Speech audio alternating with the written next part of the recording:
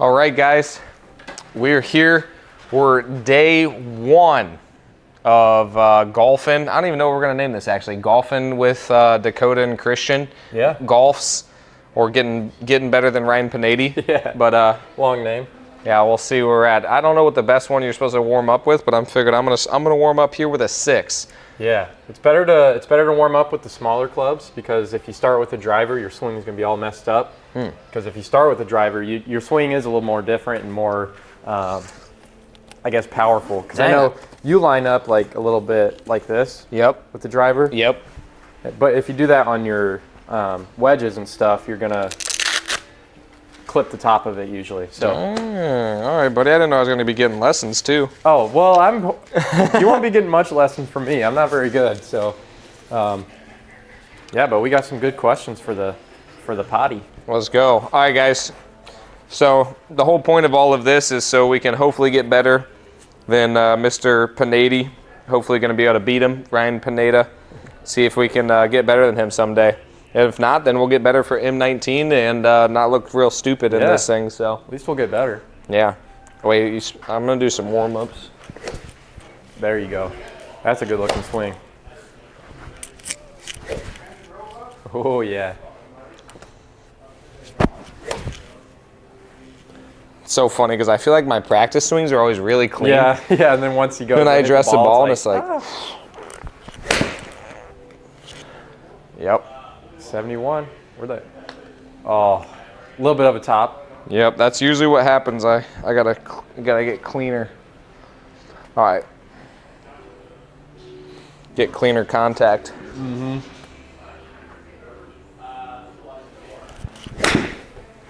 Same thing. Still a little, yeah. I felt it in my fingers. One thing, when I swing, I get so low to where it's almost uncomfortable. And I'm not a very good golfer, but that's helped me. Okay. Like just more bend in the knees. Like it feels weird, but it works for some reason.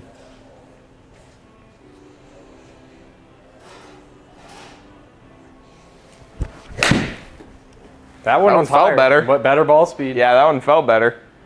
How far did that go? Not very far. 118. Not bad. Where are you hitting with? 6. 6. That's not terrible. Yeah, let me get 10 of these little suckers. You're going straight every time.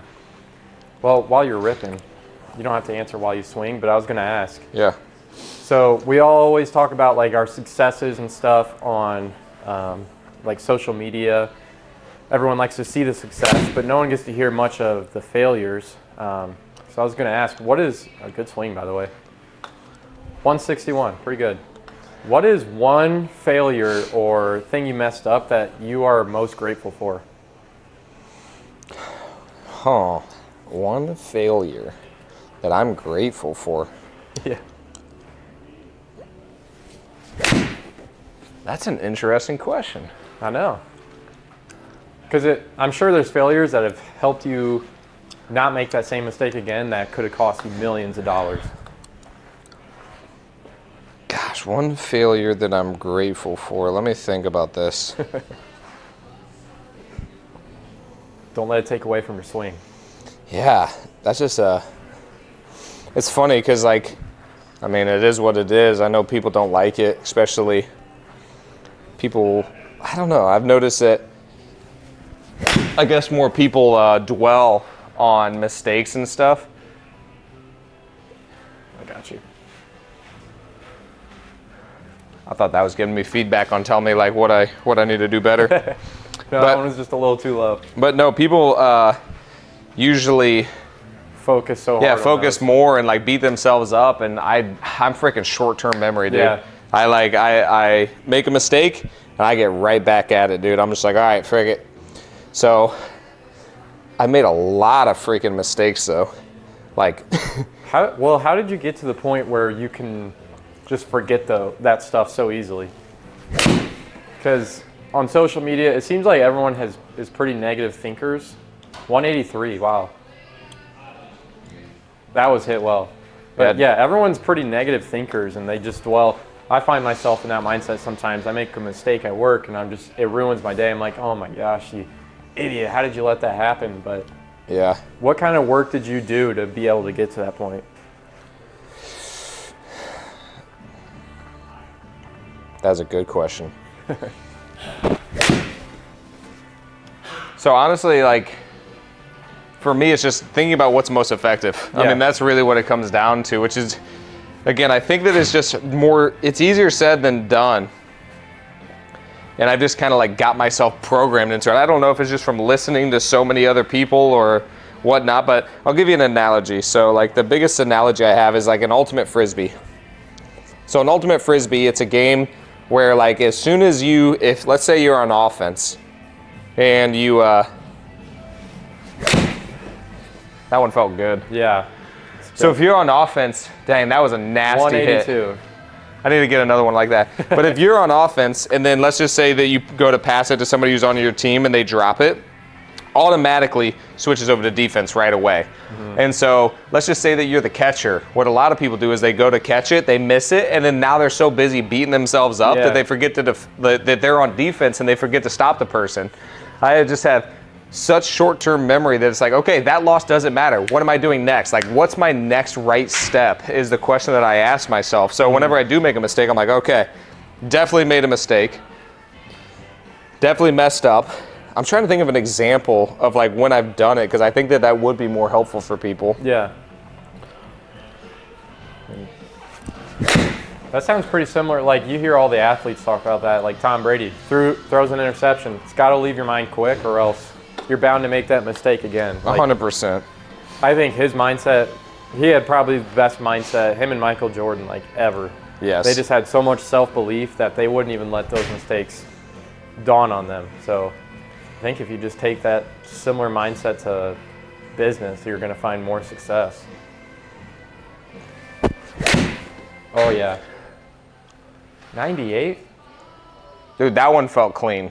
Dead straight. Yeah, that one felt clean. Hey, luckily for you, do not have like a shanking problem. I don't even know what shanking is. You're not slicing them or anything. Most of these are pretty dead straight. Well, that's good. Like your club face is pretty good. All right, last one.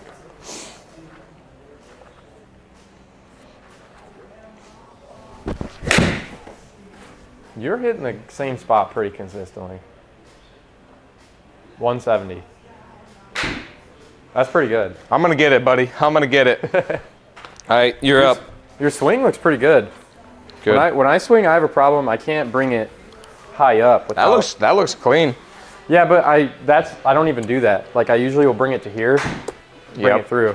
But I'm starting with my pitching wedge just because. I like it. But one thing I don't know if people know, we both have kids, so I've got some kid questions for you. Yes, sir. It's definitely. I should probably do practice swing. I feel like that's my biggest issue with golf is I do not have a routine. Yep. That's actually that's a topic right there, dude. Oh, yeah. I was talking about routine this morning and how important that is. And so what's interesting about routine actually is not just having one, but also getting back to it. So it's like, okay, once you have one, now you can get back to it. That makes you feel better. And so like right now, it's like, okay, step back, reset, get in a better mind space,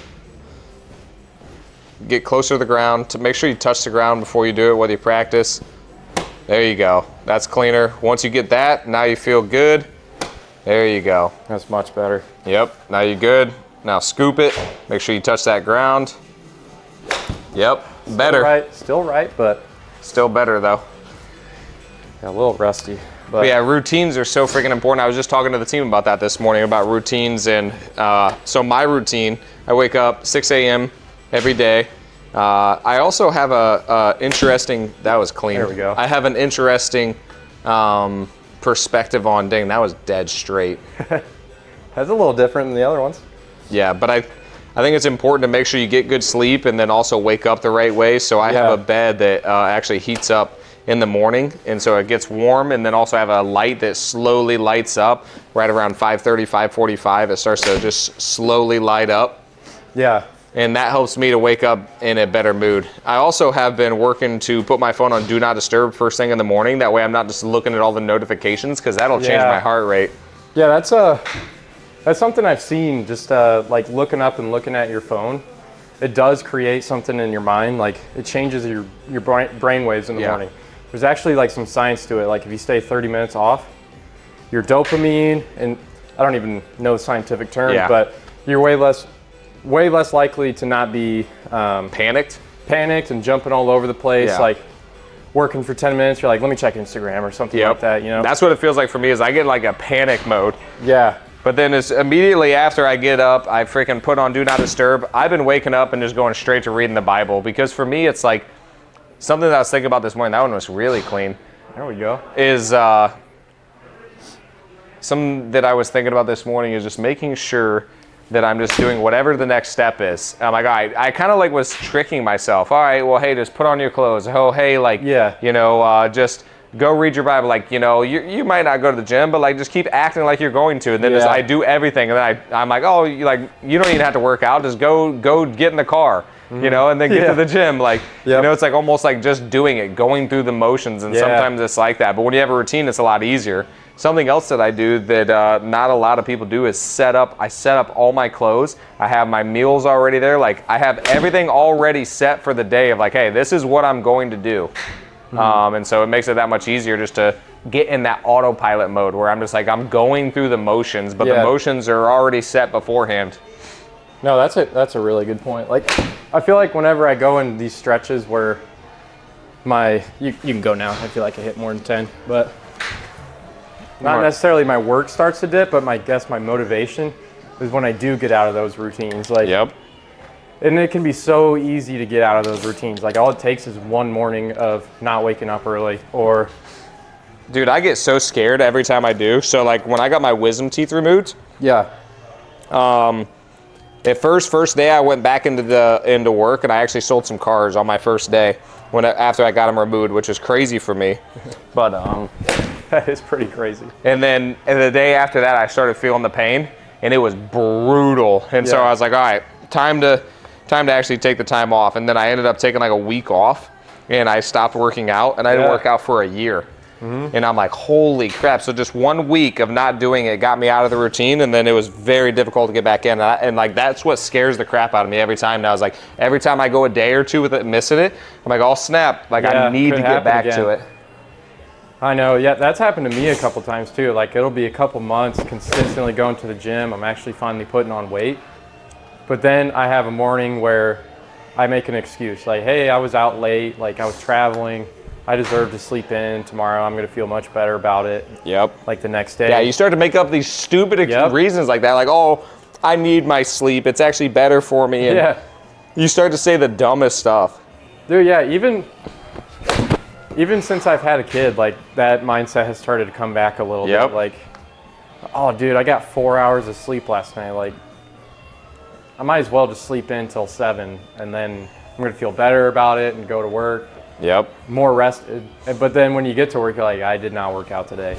I'm going to miss my routine today. I'm not going to hit my list. Hey, what are you hitting right now? Just a pitching. Pitching? Yeah.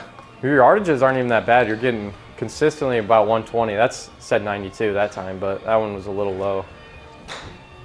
Is that 120? Where are you seeing the distance? So you can see bottom left says carry. And total is how far it goes. Oh, okay. For yards. Okay, cool. It does show your face angle too. Where's that? Right next to total. What is it? I wonder. Do you know what that means? Face angle, yeah. So I don't know what positive. I'm gonna guess this is negative if it's a little bit more open. Or no, negative would be if it's like this because you're more likely to hook it left, which you just did. Okay. So you're probably, since it's -2, it's probably just like this. You want it to be like this. A little more angled up. Okay. All right. All right, Captain. Let's see if it works.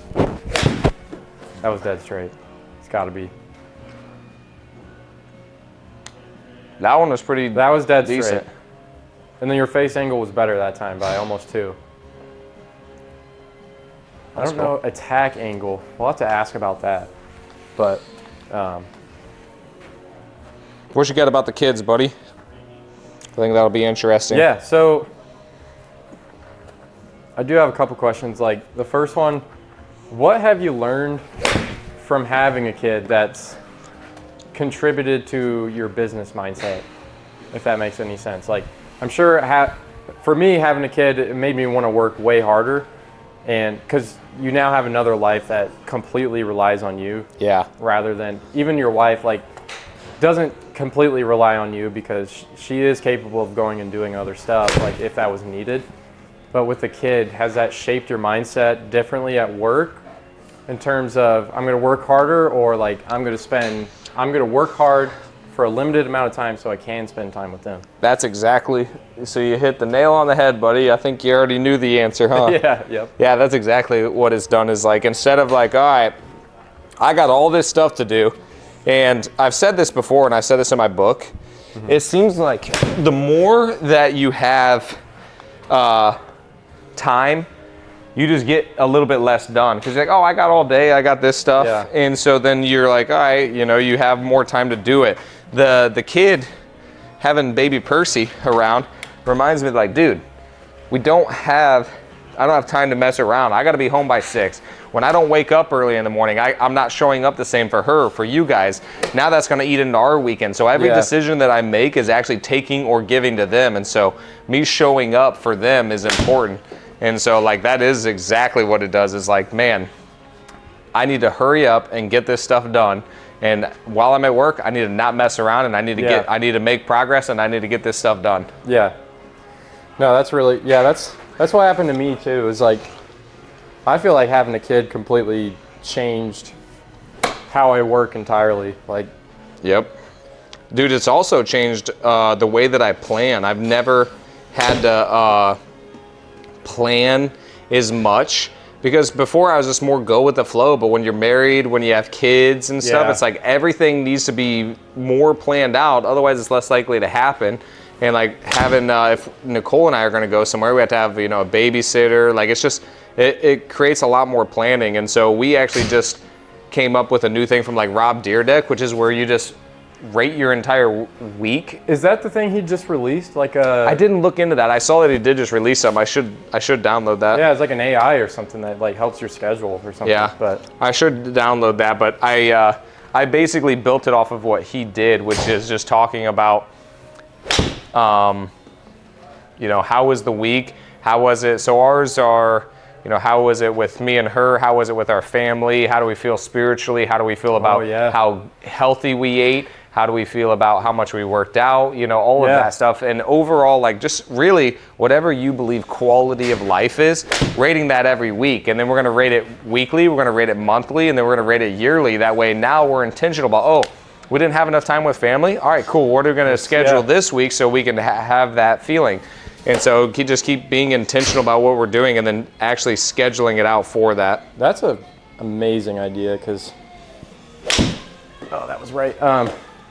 Yeah, I feel like most people, like, if you rate your week with your partner, you're being more intentional and staying on top of it. But I feel like for most people, they don't realize, like, that things are going down until it's almost too late. Yeah. And that's why obviously the rate of divorce is going up. But I think that's a great idea. And you touched on the planning. I think that's so true. Like, anytime I hang out with friends now, I have to plan it a couple weeks in advance. I can't do day of anymore. 'Cause like, that bites into my time with my family. It's just not going to work for me. Yep. Where'd that go? I got really under that one. This will be my final ball for you, buddy. There we go. 140. I can't believe you're almost hitting 200 with your 6. Really? I was hitting that? You were hitting pretty close, like 180. That's very good for a 6. Really? Oh, yeah. That's wild. I don't know what everything's supposed to be, dude. I'm gonna try to hit my 60. My 60 is usually my hardest club to hit, because I can never get underneath of them very well. Yeah. So I really need to work on getting underneath and like making sure that I'm getting this thing clean. That's what's funny, because that's like probably the most important club. Really? Yeah. Yeah, like I gotta get underneath of it more. Your approach and chip, so important. That one actually felt That was halfway good. decent. You got under it. Yeah. But that looks like I'm still going too far. But maybe this is like helping me get my distancing down. Because here I'm not worried about where it's going and stuff. I usually, like when I'm doing it, I usually go more like this. Yeah. And then I go like this. and then I just go straight armed.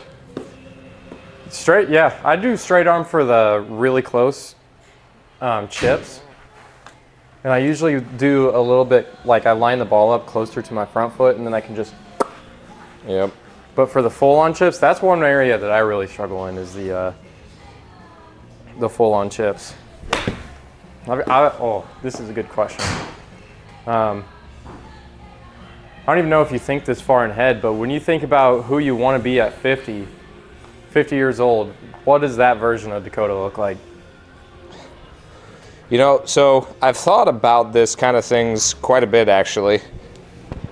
And it's interesting because when I think about like who I want to be, it's not about like, then it's not about accomplishments and stuff. Yeah. It's more about, I guess, my values. Mm-hmm. So like for me, it's always been that way. I want to be, you know, I was just listening to a podcast from Matthew McConaughey and Ed Milet, and I forgot this phrase that he said that I really, really liked that is unpopular. I'd rather be known for being a good man than a nice guy. And I thought that was a really good quote because a lot of people want to be nice guy. Yeah. They want to be liked. They want to be like, oh yeah, go with the flow. Like, I agree with you, you know, like just all of that stuff. And then for me, I've never been like that, but also it's very important for me to like do what's right, to stand up whenever I feel like something's wrong, to speak up whenever I feel like, you know, it's not. When most people wouldn't. Exactly. And then also when the whole world or team or group of people that I'm around, if I disagree, I'm going to let them know, and then like obviously in a respectful way as much as I can. Sometimes it doesn't matter how you do it. It's just disrespectful to even disagree. Yeah. And so, especially in this age. Yeah, it just depends on what it is and stuff.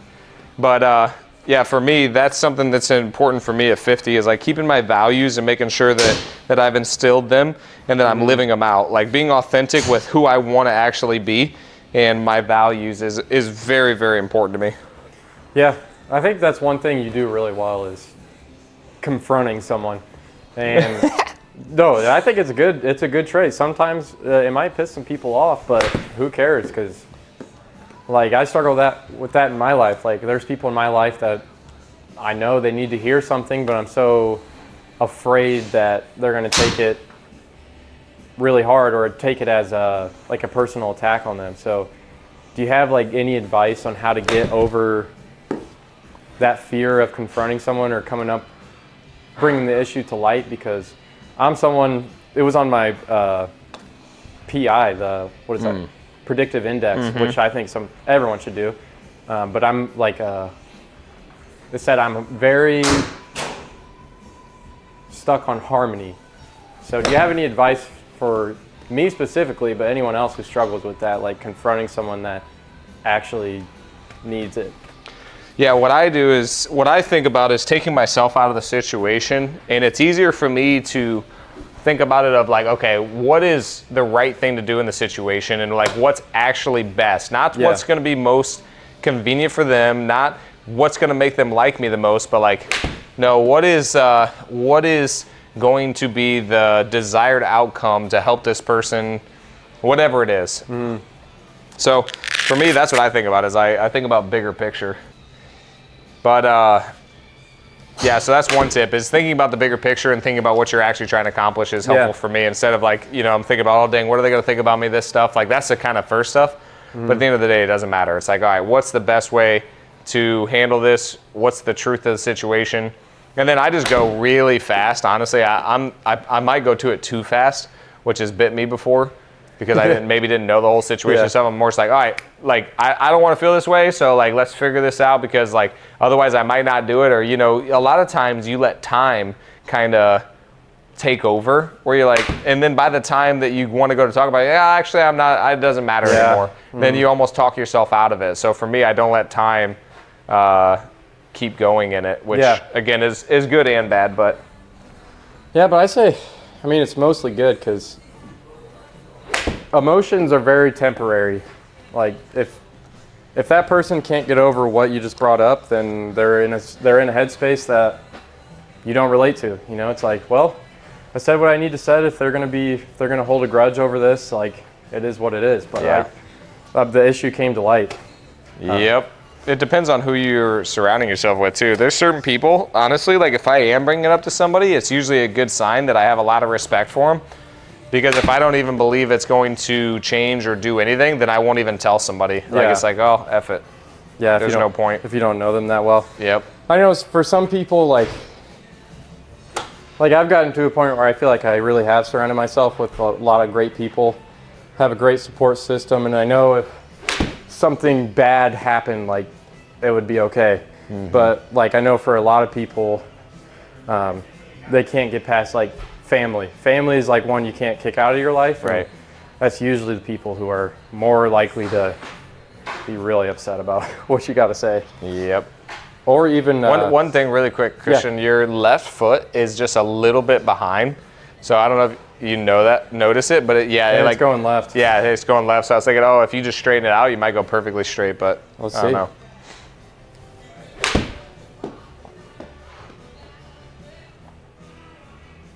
Still left. Still left. Well, that's right. probably, yeah. Oh, look, yeah, face angle. -4.5, so I need to open it way more. Let's try it real quick. I about did it again. That one seemed better. Straighter. Definitely lower. Oh, wow, right. way right. Ended on that Don't one. do it, yeah. I'm gonna start piping up now to the driver. Oh, snap. Close to. Wow, it's already been 37 minutes. It has? Yeah, it's 1:37. Wow. Okay, this is a business question, but when did you first realize, like, with the business, you're like, wait a second, this is actually working. Like, this business is going to be successful. Oh, man. That's a good question. I would say probably around the 10th rental. Okay. I would say. I was like, oh, yeah, like, it kind of looks like we are building equity. Yeah. We haven't gone under. We've executed the refinances. Like, it looks like this is sustainable, and we can. I think we can keep doing this. Mm-hmm. So I'd say right around the 10th is like, yep, this is possible. That's awesome. Dang, dude, I'm going left too. I'm not gonna lie, I don't know why. I'm looking at your feet, and you look good. Let's see. But yeah, just a reminder, if you guys have any swing tips, please comment. 'Cause I'm pretty sure it's evident that me and Dakota aren't pros, but Going to be, though. we're gonna be. That's a limiting belief. That one didn't hit. I feel like that one was actually pretty good. Yeah. Come on, bro. That one was your cleanest one. Yeah, that's what I felt like. I felt like that one was decent. Yeah. Okay. I got another question. All right, Dakota, what is your unpopular business opinion that you fully stand on? Whoo! Unpopular business opinion is,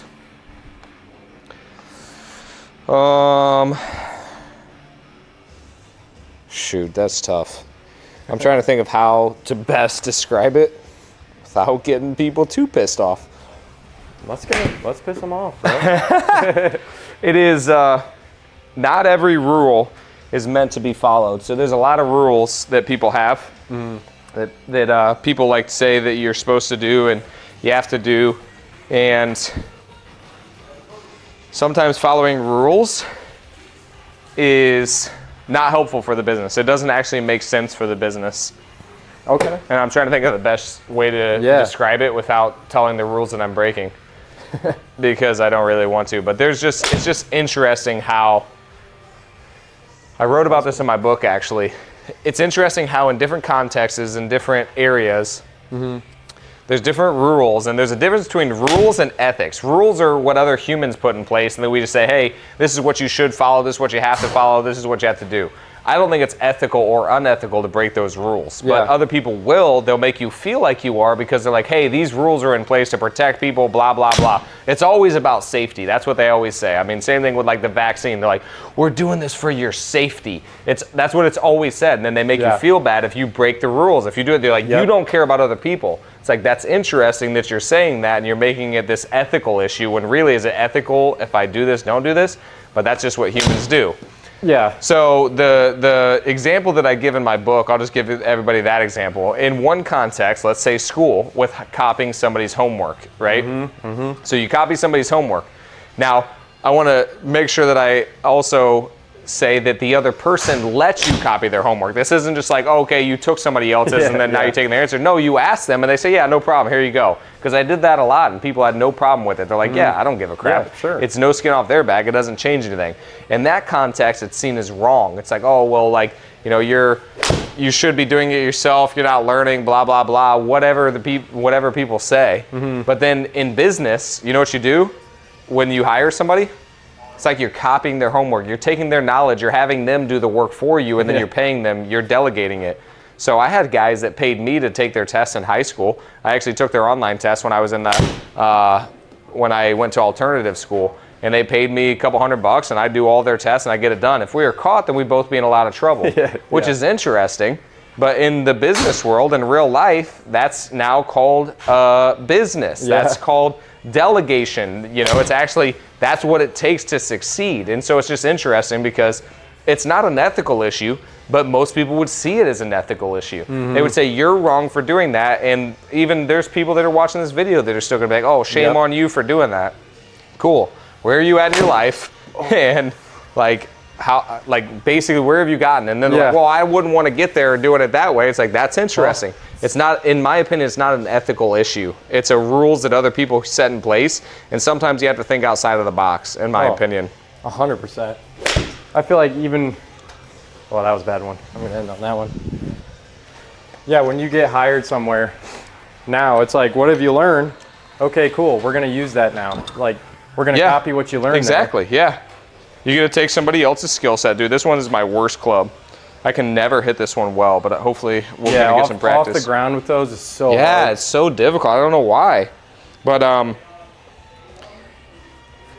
yeah, that's just a very unpopular belief, but it is true. And you know, it's funny, too, that I've noticed is a lot of times, like, the successful business owners are the ones who are willing to break the rules. But it's such an interesting balance between breaking the rules and then not losing ethics. That's so freaking difficult to find that line, because that's why a lot of business owners, you know, everybody's like, oh yeah, they're shady, they're unethical and stuff, because, you know, they have to ride that gray area line, and then that line is a very fine line and very difficult to find out. Yeah. Is this an ethical issue, or is this a rules that other people put in place? And that's a hard one to crack. And sometimes it's just not very clear, and there's situations that get very messy to where it's not easy. It's not so easy to identify what's the best thing to do in this situation. Yeah. But what we do is we just ask the question, what is the right thing to do here? What is the ethical thing? And like, we will ask it. And I think that it's important to review that. Oh, 100%. Dude, this one is interesting. It's so hard to hit off the ground. Yeah. Like, this is a shot that whenever I see someone hit it on the course, I'm like, okay, you're good. Yeah. I know. I need to get good at this one. Is Pineda pretty good with these? Yeah. I'm He's sure. good. He's good with basically every shot. Yeah, I've seen his form, and after just seeing his form, I was like, okay, he's a good golfer. Yeah, he's good with every shot I've ever seen him take. I've never seen him, like, even his bad shots. His bad shots are like my good shots, basically. Yeah. Which is interesting. He's like, oh, that only went 200. You're like, oh, that's a pretty good shot. Yep. That was funny. Talking about like the cheating in school. Do you have like a funny moment where, like, did you ever get caught cheating in school? Oh yeah. Oh yeah. I did too. Yeah. It's always funny. They're like, hey, this is like, you know, same answers or like on the test. And then like, I remember one class I got kicked out of, which is interesting. You know, this is funny actually. It was the science teacher. And this is another reason. I was actually just talking to my dad about this last night. Oh, dang, that went way right. But it was a science teacher. And holy crap, that went flying out of there. But it was a science teacher, and I can't remember his name, but he actually got in a lot of trouble. Oh, really? Yeah, and he like, I think he went to jail or something because he was like hitting on girls that were there. No. And I think he was mad because I was talking to a girl, and I think he was interested in it. Hey, man, back off. Exactly, but it was funny because I was talking to my dad last night or yesterday about, you know, getting in trouble in school and like what he thought and stuff, because he was talking about how much of a troublemaker he was. I was like, do you think I was a troublemaker? He's like, not as bad as I was. And I was like, what did you think whenever I got in trouble in school? And why didn't you like punish me much? And he's like, because honestly, every time I heard you, you were right. Yeah. He's like, you were actually right about it. And that's what's interesting is like the teacher that, you know, did it, that like didn't like me and stuff. And he got pretty mad whenever I did copy, which, you know, it is what it is. He failed me. That was like one of the only classes I failed. Yeah, because he's like, oh, you know, you didn't do this. And it was a stupid science class anyway. But it was interesting. Yeah, that's annoying. I always like it at work how you say, like, I think you literally just talked about this last week. It's like, I don't want to see how it gets done. You don't got to show me your work. Just give me the result. Yep. It was taught the opposite in school, or like especially in like math or science. You're like, all right, find the solution to this problem, but also show your work. Right. And I always hated that. Yeah, show your work. I'm like, I don't know how I know this. Yeah. I just know it. I just did it somehow. It doesn't matter. Now, hopefully the reason that they do that, this is probably not the reason, this is the only reason why I would say to show our work, is that way if there's any issues that we know where the issue is and where it's broken and stuff. Yeah, like if you don't come up with the right solution, yep, this is what happened. All right, let me get a good one here. Let me get a clean daddy.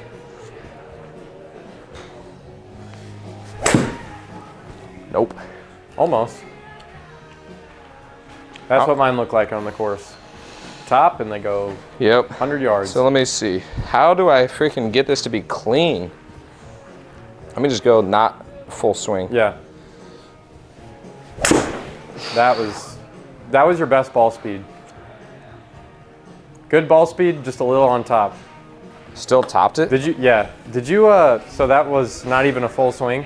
No. And that was your best ball speed. That's wild. They always say smooth is far. All right. All right. All right, there, Captain. Oh yeah.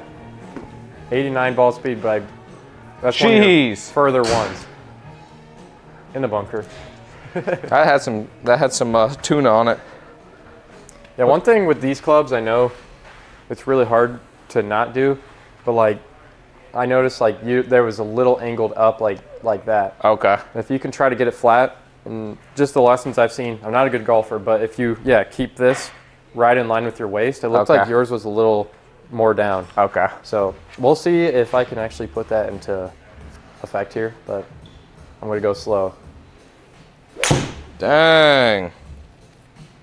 My club about flew off. And I shanked it. Not bad distance.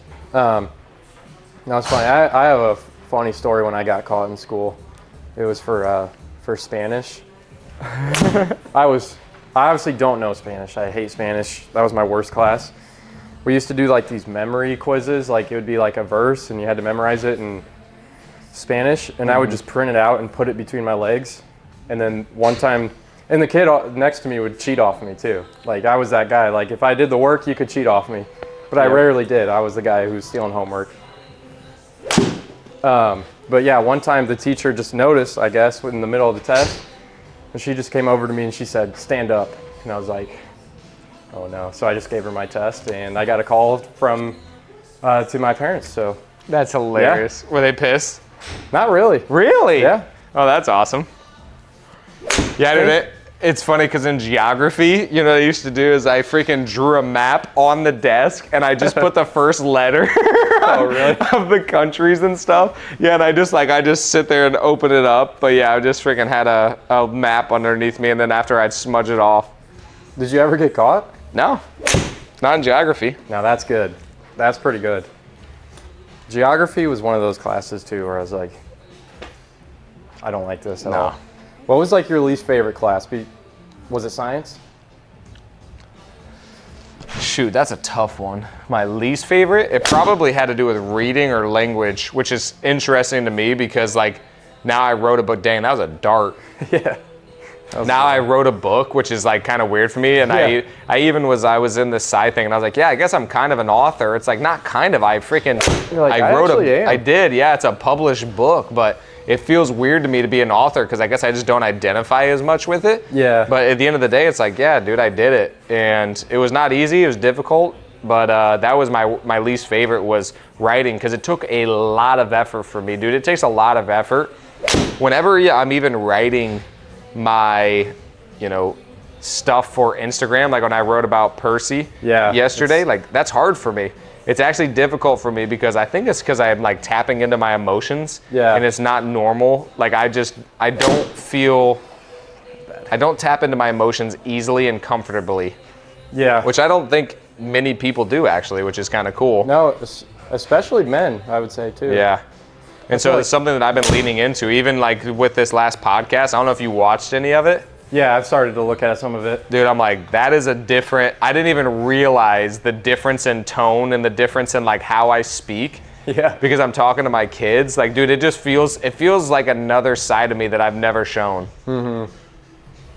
Did you feel that way or what did you think? Did you notice any difference? Oh yeah. I mean, we obviously at work don't see the emotional side of you very often at all. It's only when like something really serious happens, like where you do get a little emotional, but yeah, it was like, because you're in work mode at work. Like, yeah.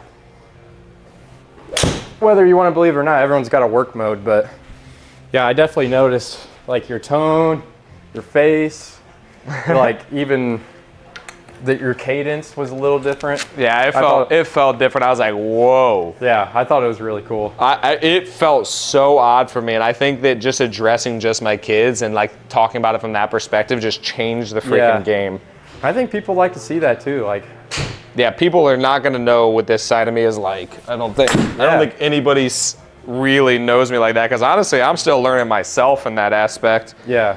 And I think that having a baby girl is just like, it's freaking like Nicole already was pulling it out of me, but there's something about a little baby girl that just like brings out your soft side. Yeah, it's like way more. Yeah, especially girl. I can't wait till I have a girl because she's gonna be obsessed with you. Dad. Yeah. Daddy's girl. There we go. I took your advice on that one. You striped that stuff. Dude, that's crazy. 196? 196. That's not bad. No, that's good. It is? Yeah, are you kidding me? Especially with no tea. That's really good. All right, good. All right, we're nearing the end here. All right, last question. Unless you have. Oh, I got one. Dang, that one curved left. Ooh. Sorry. Yep, it was the face to path, I guess. Okay. I don't know what that means, but maybe we'll ask what these mean. Yeah, we'll ask next time. That would definitely help. What do you think most people misunderstand about you? Because people see you on social media and people already have their thoughts on you. They're like, this guy. Like, especially the people that don't like you. That's when you know you're doing something good, by the way. Yeah. That's a good question. What most people misunderstand. I don't think people understand me at all, honestly. Like, there's a lot they misunderstand, in my opinion. Like, I think that a lot of people think that I'm very much just about money, about myself. I think that a lot of people think that I'm very arrogant, and I just don't care about people. And so I think that's the biggest misunderstanding is like, I think that when you see me interact, if you see me interact one-on-one with people, I think that it's very abundantly clear that I care about people. Yeah. Where I think when you see me address a group and I'm talking to like generalities and stuff, I think that it's more difficult for people to tell because I guess I speak in a little bit different of a way. Yeah. So I think that's the most common misconception I would say is that people think that I just don't care. And I feel like I really, really care a lot. Oh yeah. I think if someone were to just come work for you for a day, they would understand. But That's something Ed Milet's really good at, is being personable on stage, and that is a skill. That is hard to do, to be personable and connect with the audience. 100%. You have to be open to your emotions and let people in your internal world, and he balances it very well. It's almost like he addresses... Oh, that one felt clean. His message, like, it feels like he's addressing one person, but like it connects with so many people. Yep. Dang, that was pretty good. That one felt clean. All right, one more. All right, end it here. Wait, let me get one more and then we'll end. No, you're good. Like, get that last one. End it on a good note. Yep.